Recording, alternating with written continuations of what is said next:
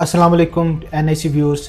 आज की हमारी वीडियो बहुत इंपॉर्टेंट होने वाली है, ख़ास तौर पे उन लोगों के लिए जो कनाडा का visit visa in future apply करना चाह रहे हैं और परेशान हैं कि कैसे अप्लाई किया जाए, कौन से डॉक्यूमेंट्स लगाए जाएँ, प्रोसेसिंग टाइम क्या होगा, इसकी वीज़ा फ़ीस क्या होगी, कहाँ से अप्लाई करना है। तो इस वीडियो में मैं डिटेल में बताऊँगा और हमारे एक बहुत ही वैल्यूएबल क्लाइंट का कनाडा का विज़िट वीज़ा अप्रूव हुआ है, मैं उसको भी डिस्कस करूँगा।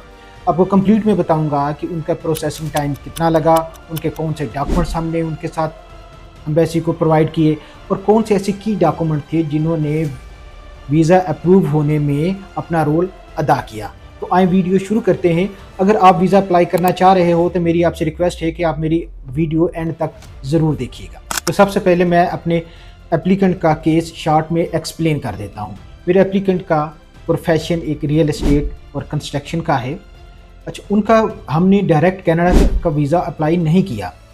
इससे पहले जब वो मेरे पास पहली दफ़ा आए थे तो उनके पास सिर्फ मलेशिया, थाईलैंड और दुबई का विज़िट वीज़ा था। उनकी ट्रैवल हिस्ट्री सिर्फ ये 3 कंट्रीज़ की थी। सबसे पहले मैंने उनकी 6 मंथ की बैंक स्टेटमेंट मेंटेन की। मेंटेन बैंक स्टेटमेंट बहुत ज़रूरी है। आपके पास मेंटेन्ड बैंक स्टेटमेंट है तो उसके बाद आप USA, Canada, Australia, Schengen, Australia, New Zealand कहीं का भी वीज़ा बड़ी आसानी से ले सकते हैं। विदाउट मेंटेन्ड बैंक स्टेटमेंट ये वीज़ास मुश्किल हो जाते हैं। अगर आप भी मेंटेन्ड बैंक स्टेटमेंट के बारे में पूछना चाह रहे हैं तो आप हमारी NIC की टीम से रब्ता कर सकते हैं। 6 महीने की बैंक स्टेटमेंट हमने इनकी मेंटेन की। इसके बाद हमने इनका UK का वीज़ा अप्लाई किया 6 मंथ का। अल्हम्दुलिल्लाह वीज़ा अप्रूव हो गया। इन्होंने इस पे UK का ट्रैवल भी किया। जैसे ही 6 मंथ का इनका ड्यूरेशन कंप्लीट हुआ, हमने इनका 2 ईयर्स का वीज़ा अप्लाई किया। 6 मंथ के और 2 ईयर्स के वीज़े हमने ऊपर प्रोवाइड कर दिए हैं। 2 ईयर्स का वीज़ा लगने के बाद इनका हमने USA का वीज़ा अप्लाई किया और अल्हम्दुलिल्लाह हमारा USA का वीज़ा भी अप्रूव हो गया। अब जैसे ही USA का वीज़ा हमारा अप्रूव हुआ और हमने USA तो ट्रैवल करना ही है, न्यूयॉर्क का हमने प्लान उनको दिया था। अब 18 से 20 घंटे का ट्रैवल करके हम न्यूयॉर्क जा रहे हैं, तो क्यों ना हम उसके नियर बाय कंट्री कनाडा, जिसका एक फेमस सिटी है टोरंटो और वो बड़ा टूरिस्टिक सिटी है, हम क्यों ना उसको भी एक्सप्लोर करें। तो हमने एक प्लान एटर्नरी दी एम्बेसी को, कैनेडियन एम्बेसी को, कि भाई हम USA तो आ ही रहे हैं, तो जहाँ उसका न्यूयॉर्क का सेंट्रल पार्क और नायग्रा फॉल्स हमने विज़िट करना है, तो हम यहाँ पे टोरंटो में उसका CN टावर और दूसरी टूरिस्टिक प्लेसेस हैं उसको भी विज़िट करना चाहेंगे। तो इस पे उन्होंने अल्हम्दुलिल्लाह हमारा कनाडा का वीज़ा भी अप्रूव कर दिया। अब बात आती है प्रोसेसिंग की। तो प्रोसेसिंग इनकी जो बायोमेट्रिक की डेट थी, जो जेरिस में इन्होंने बायोमेट्रिक दी, वो ऊपर मैं शो भी कर देता हूँ। 9 मार्च को इनकी बायोमेट्रिक डेट थी जेरिस ऑफिस इस्लामाबाद में, और 19 मार्च ठीक 10 दिन के बाद इनकी पासपोर्ट सबमिशन की लेटर हमें रिसीव हो गया। मतलब कि ठीक 10 दिन बाद इनका वीज़ा अप्रूव हो गया। अब दूसरी बात आती है कि हमने इनके डॉक्यूमेंट्स कौन कौन से प्रोवाइड किए एम्बेसी को जिसकी वजह से ये वीज़ा लगा। तो उसमें सबसे पहले तो उनके पासपोर्ट्स हैं, इनकी प्रीवियस सारी ट्रैवल हिस्ट्री हमने स्कैन की, अपलोड की, ID कार्ड अपलोड किया।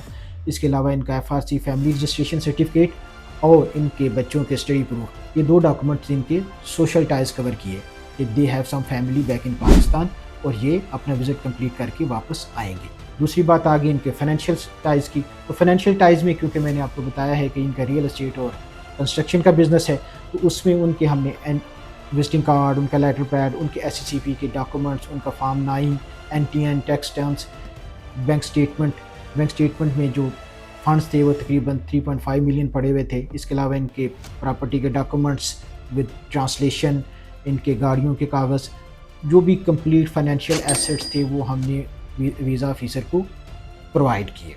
अब नंबर 3 पे हम बात करेंगे कौन से ऐसे की डॉक्यूमेंट थे जिनकी वजह से हमारा कनाडा का वीज़ा अप्रूव हुआ। तो इसमें सबसे मेन जो की डॉक्यूमेंट थे वो तो हमारा USA का वीज़ा और UK का वैलिड वीज़ा था। हमने UK की ट्रैवल किया हुआ था। दूसरे और कंट्रीज़ जैसे मैंने आपको बताया दुबई और थाईलैंड, मलेशिया का भी ट्रैवल किया हुआ था।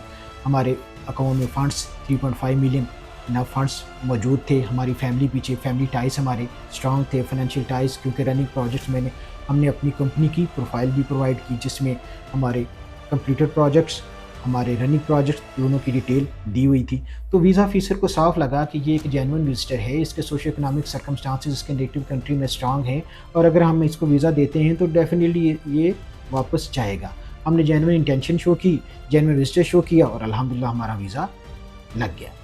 और इस वीज़ा की अप्रूवल में जो सबसे मेन रोल अदा किया वो था हमारा अप्रूवल बूस्टर लेटर, जिसमें हमने डिटेल से बताया, वीज़ा ऑफिसर को सेटिस्फाई किया, क्योंकि वीज़ा ऑफिसर कनाडा का वीज़ा जब रिफ्यूज़ करते हैं तो वो अंडर सेक्शन 179B आपको रिफ्यूज़ कर देते हैं।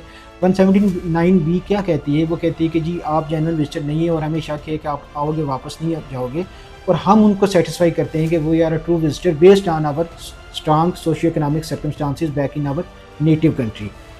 हमने उसको डिटेल से कवर किया, उनके कवर लेटर पे उनके सोशल टाज, उनके फाइनेंशियल टाज, उनके सोर्स ऑफ फंड्स, उनके सारे उसको डिटेल में उनको वजाहत की और अल्हम्दुलिल्लाह हमारा वीज़ा लग गया। तो आप भी अपना कनाडा का वीज़ा अगर अप्लाई करवाना चाह रहे हैं तो आप हमारी NSC की टीम से रब्ता कर सकते हैं। हमारी फर्दर वीडियोज़ देखने के लिए आप प्लीज़ हमारा चैनल इसको सब्सक्राइब कर लें ताकि हर आने वाली वीडियो का नोटिफिकेशन आपको मिलता रहे। शुक्रिया।